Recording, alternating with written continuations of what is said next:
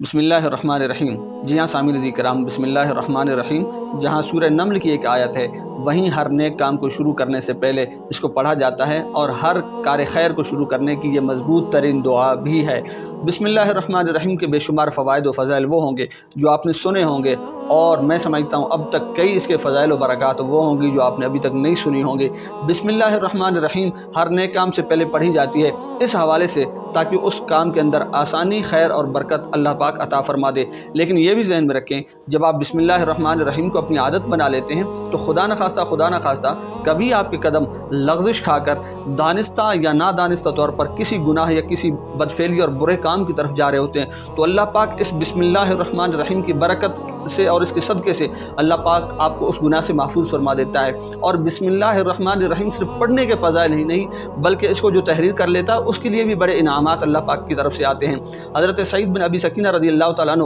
ایک مرتبہ بسم اللہ الرحمن الرحیم کو تحریر کر رہے ہیں، لکھ رہے ہیں، تو اتنے میں حضرت مولا مرتضیٰ مشکل کشا شیر خدا کرم اللہ تعالیٰ وجہ الکریم السلام اللہ علیہ آپ کا گزرنا ان کے پاس سے ہوا۔ آپ نے دیکھا کہ سعید بن ابی سکینہ رضی اللہ تعالیٰ عنہ جو ہیں وہ بسم اللہ الرحمن الرحیم کو تحریر کر رہے ہیں، تو حضرت مولا مرتضیٰ نے فرمایا، اے سعید بن ابی سکینہ، بسم اللہ الرحمن الرحیم کو خوب اچھا کر کے، خوبصورت کر کے، حسین ترین کر کے لکھو، کہ اس کو خوبصورت کر کے لکھنے والے کو بھی اللہ پاک جنت کے اندر داخل فرما دیتا ہے۔ تو میرے دوستو، سامعین عزیز کرام، آپ کوشش کریں کہ بسم اللہ الرحمن الرحیم کو پڑھیں یا اس کو لکھیں، کوشش کریں ہمیشہ اچھے الفاظ کے ساتھ، اور کوشش کریں کہ جتنا بھی خوبصورت ہو سکے آپ اس کو لکھنے اور پڑھنے کی کوشش کریں۔ اللہ پاک ہمیں بسم اللہ الرحمن الرحیم کو ہر نیک کام سے پہلے پڑھنے کی توفیق عطا فرمائے، آمین۔